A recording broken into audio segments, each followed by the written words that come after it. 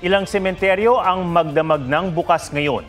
Doon nasasalubungin sa undas ang ilang dumadalaw sa kanilang mga yumao gaya sa Loyola Memorial Park sa Marikina. Naroon live si Jamie Santos. Jamie? Ato, may mga bumibisita pa ngayong gabi rito sa Loyola Memorial Park. May one-way scheme nang ipinatutupad sa labas ng libingan para maayos ang trapiko.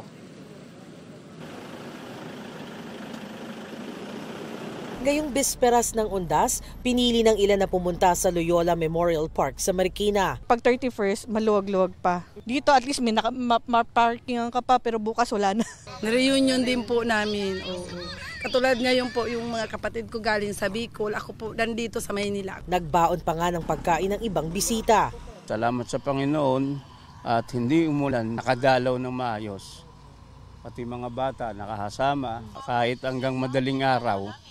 Pwede, dahil bukas walang pasok rin yung mga bata. Ilang sikat na nakahimlay rito gaya ni Kapuso broadcaster at 24 oras anchor Mike Enriquez, aktres na si Nida Blanca at si master rapper Francis M. Nasa 11,000 ang pumasok sa Loyola ngayong araw. Bukas, mas hihigit pa yan ayon sa mga otoridad. Para yan ma'am, sa amin, significant number na yan ma'am. Pero uusbong pa yan ma'am, lalo na po sa pag November 1, 2, yan ma'am. Pero usually, ang boom niyan, ma'am, is tomorrow, ma'am. Para di magbuhol ang trapiko sa labas ng libingan, eastbound muna ang magkabilang lane ng A. Bonifacio Avenue at Sumulong Highway mula ngayong araw hanggang hating gabi ng November 3. Sa Manila Memorial Park sa Parañaque, nagcamping na din ang ilang dumalaw. Grabe, parang dala niyo yung buong kitchen nyo dito sa dami. May sibuyas, may bawang. Short off. Tonight, we're having Mexican taco and then tortillas. Burrito. Kasi they cannot go sa lugar na yan, so you bring the food to them to share. Pwedeng mag-overnight sa sementeryo, pero bawal ang mga pampaingay tulad ng karaoke at speakers. Bawal din ang mga toldang may mga mukha at pangalan ng mga politiko. Kung magdadala ng pets, mahigpit na paalala ng pamunuan ng sementeryo na bantayan silang maigi lalo't kanina may batang nakagat ng aso. Yung bata naman, na-treat siya sa scene, yung family na yung magdadala sa hospital. Inaasahang aabot sa 800,000 ang dadalaw sa Manila Memorial Park hanggang sa November 2. Kasamang mga tagahangang dumalaw sa ilang personalidad dito tulad ni Rico Yan. Fan niya ako. Nagbabaka sakali ako baka nandito rin si Clau. Charot. Ang himlayan ni na dating Senador Ninoy Aquino, dating Pangulong Corazon Aquino at dating Pangulong Noynoy Aquino pinadalhan ng bulaklak ni Pangulong Bongbong Marcos at ng Manila City Hall. Sa libingan ng mga bayani sa Taguig, dinalaw ulit ni Lotlot de Leon ang puntod ng kanyang inang si superstar Nora Honor. Bago na ang lapida ng national artist, nakaukit ang kanyang silhouette ng mukha at salitang mami. Bukod sa fans ni Ate Guy, maraming tao rin ang nagbigay pugay sa puntod ng mga dating pangulong nakalibing doon. Atong para sa ligtas, maayos at payapang paggunita ng undas, hinimok ng mga otoridad ang mga dadalaw na sundin ang mga paalala at panuntunan sa Loyola Memorial Park. Yan ang latest. Balik sa iyo, Atom. Maraming salamat, Jamie Santos. Alas 5 bukas ng madaling araw na ulit pwedeng dumalaw sa Manila North Cemetery. May ilang sinulit ang pagbisita kahit nagsara na ang sementeryo. Mula sa Maynila, may live report si Jomer Apresto. Jomer? Atom, umabot sa 67,000 ang mga naitalang bumisita dito sa Manila North Cemetery ngayong bisperas ng undas. Sarado na ito kanina pang alas 9 ng gabi kaya may mga hinarang. Kabilang ang isang galing pa sa pagbebenta ng isda sa Sampaloc at isang kadarating lang sa Metro Manila mula Davao. Pero kanina may senior citizen na lumabas kahit lagpas na sa oras dahil sinulit daw ang pagbisita.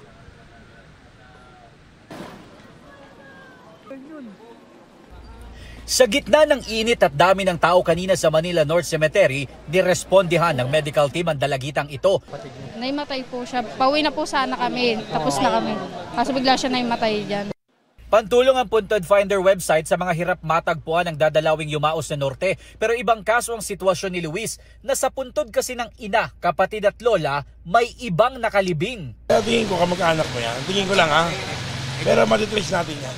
Kung kamag-anak ko man po yan, dapat sana nagsabi sila sa amin. During the time, nasa Bicol kami. Sino ba ang may-ari nito? Yung father ko. Sa lawak ng sementeryo na pinakamalaki sa Metro Manila, may ilang puntod na napakalayo mula sa bukana. May libreng sakay para sa mga yan. Pero wala na yan sa 1 ng Nobyembre dahil sa inaasahang dagsa ng mga dadalaw. Puwera na lang sa mga wheelchair para sa mga senior at person with disabilities. Tingin ko bukas aabot ng milyon na baka hindi na bababa sa milyon yan. Tanggalin natin yung libreng sakay. Puro wheelchair tayo, ginagagawin po natin. Sa puntod ng ilang nakahimlay na personalidad, may mga ordinaryong taong dumadalaw. Ang iba naman, naka-Halloween costume.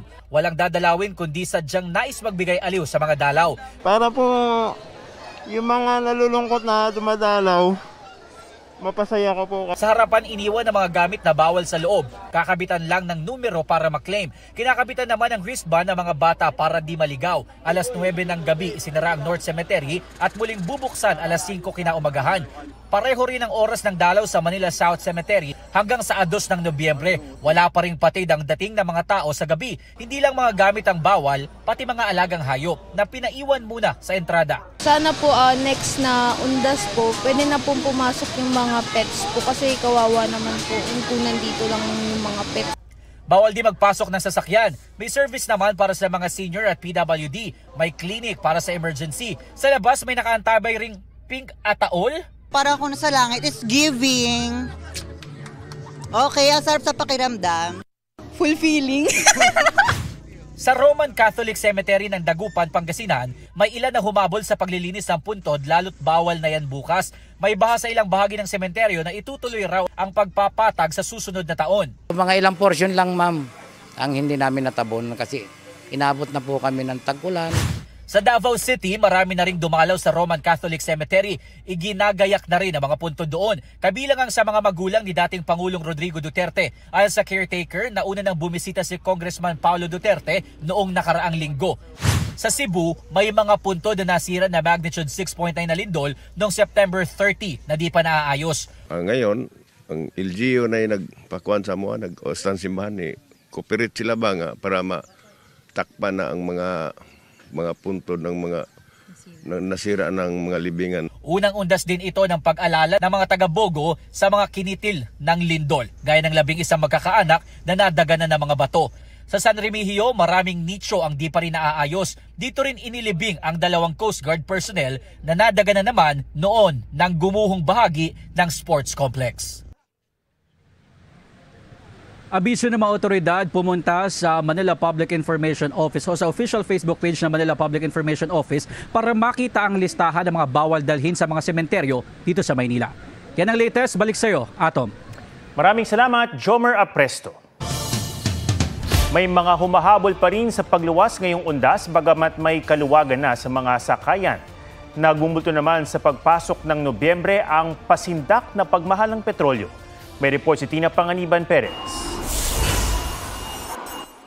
Sa bisperas ng undas, parang dagat ang agos ng mga tao sa PITX.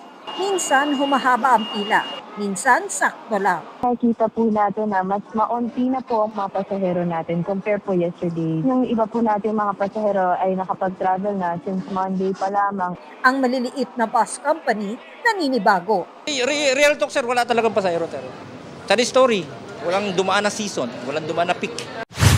Ang sitwasyon sa PITX, halos katulad din sa Batangas Port. Mukhang kahapon talaga yung pinaka-peak because yun yung last day. Yung last day of office kahapon and then ngayon kasi declared holiday na tayo. Ang sunod na buhos ng mga pasahero na pinaghahandaan ng Batangas Port ay yung pagbalik ng mga bumiyahe ngayong undas sa November 2. Pero hindi naman daw inaasahang maiipon ang mga pasahero sa loob ng terminal. Mahigpit na sinusuri ang mga gamit ng mga pasahero. Nag-iikot din ang mga bomb unit at K9 unit ng Philippine Coast Guard. Ramdam naman sa NAIA Terminal 3 ang epekto ng seasonal flu. May mga nagkasakit kasing immigration agents kaya di naiwasan ang mahabang pila. Parang may flu season Talagang dumarami ang absences because of that.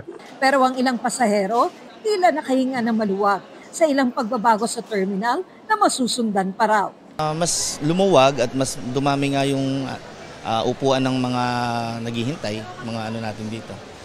Then mas malamig, mas maganda yung lugar. Mas accessible yung niya. accessible yung parking. By November 17, gagana na ang ating automated passenger processing system. Yung sinasabi natin na scan mo lang yung passport mo, mapiprint na yung mga boarding pass. Yung mayroon ka ng mga bag tags. And then from there, pupunta ka na sa self-bag drops. Bumili ng immigration e-gates. Yung e-gates yan ang mga nakikita natin sa other countries eh. Dahil long weekend din ang undas, inakyat muli ng mga turista ang Baguio. Kasi po, yung sa weather po, napaka-presko. Kahit maglakad, yung hindi ka pagpapawisan. Daan-daang pulis na ang nakabantay sa mga tourist spots sa City of Pines. Pati mga pihikan o nangongontratang taxi driver, pinabantayan. Ang dami nga talaga namimili na sila dahil traffic, dahil nga ayaw nila dun sa rota na yon, ang daming ganyan. Pagkatapos ng long weekend, big-time oil price hike naman ang sasalubong sa mga motorista sa unang Martes ng Nobyembre. Batay sa 4-day trading, mahigit 2 piso ang posibleng dagdag sa diesel, mahigit piso sa gasolina at halos 2 piso sa kerosene. Tina Panganiban Perez, nagbabalita para sa GMA Integrated News. Kung may big-time price hike sa petrolyo, may rollback naman sa LPG pagpasok ng Nobyembre. Sa 11 kilo LPG tank, 50 centavos per kilo ang tapyas ng Petron at 45 centavos per kilo ang bawas ng Solein.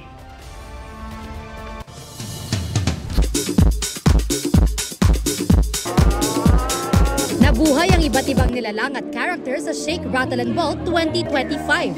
Kabilang sa mga agaw pansin ang Sparkle Stars na nag-ibang anyo. Sharp and spiky. Bold and bald pa si Michelle D as an elven warrior. I did not know it took hours to be bold, but I had so much fun making this look. Oozing with Oz magic sina Roxy Smith at Sky Chua as Glinda and Dorothy. Hunk Angel si TJ Marquez. Naroon din sina Jay Ortega as Aladdin at Matthew Uy as a Roman soldier. Relevant naman ang costume ng host na si Tim Yap, dressed as a ghost project. Nakiparty rin ang GOT7 member na si Jackson Wang. Proud sa kanyang first international film si Gabby Garcia. Gaganap siyang nurse noong World War II sa 2025 American Martial Arts War film na Prisoner of War. Kasama ni Gabby ang English actor na si Scott Adkins na gumanap bilang British officer na binihag at pinilit lumaban sa loob ng kampo ng mga Hapon sa Pilipinas. It's actually now showing abroad. Hopefully, ma-stream din siya sa Philippines. And I'm so happy and thrilled to be working with Scott Adkins. It's also about the Death March here in Bataan. So it's such a big deal for our country. And hopefully, mapanood din siya dito sa Pilipinas. Bea Pinlac, nagbabalita para sa GMA Integrated News. Isang espesyal na night trail ngayong Halloween ang handog ng Masungi G Reserve sa Rizal. Silipin yan sa report ni Von Aquino. Walang dudang likas ang ganda ng Masungi Geo Reserve sa Baras Rizal. Pero pagkagat ng dilim, lumalabas ang kakaiba nitong hiwaga. Ngayong Halloween, nagbukas ito ng trail sa gabi.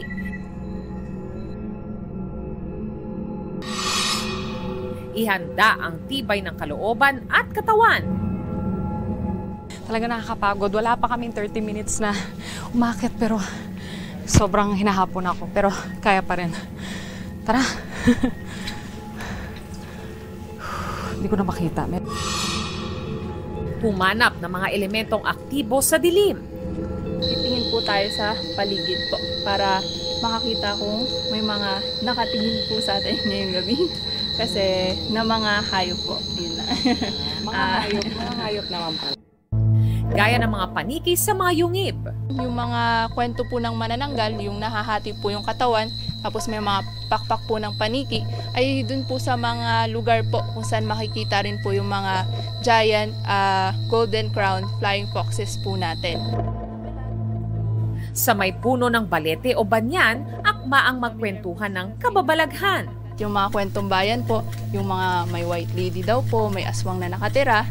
At yung isa pa nga pong kilalang kwento po yung tungkol sa mga kaprip. Ginamit din po ito ng mga praile po para takutin yung mga kabataan po natin para hindi po sila pumunta sa kagubatan. Kung mahapon naman sa halos 2 oras na lakaran, may makikitang pahingahan sa ilalim ng mga batong naglalakihan. Samantalahin ang katahimikan para pakinggan at masdan ang kalikasan sa Karimlan. Aandap-andap ang mga alitap-tap, may mga kabuting sa gabi ay nagliliwanag. At ang mga fungi at bakterya sa paligid, indikasyong malinis ang hangin sa Masungi. Ang trail na ito higit pa sa pakikiuso sa Halloween ang layunin. Yung tema po ng ating Halloween special po ay nakasentro po dun sa pag-connection din po ng ating mga kwento tungkol sa mga mitolohiya po, yung mga manananggal sa ating pong kalikasan. Yun yung talagang pinagmumulan po ng mga kwento ng ating mga katutubo na nagpapahalaga po sa kalikasan. I think may mga supernatural na things na hindi natin nakikita but they're all around us. So yun, very peaceful na hike. Marami kang matututunan like yung legend ng Balete. Maganda rin siyang time para to discover the nature, to learn new things. May Halloween night trail ulit sila sa susunod na linggo. Bukas ang hiking sa mga 13 years old pataas at physically fit. Von Aquino nagbabalita para sa GMA Integrated News.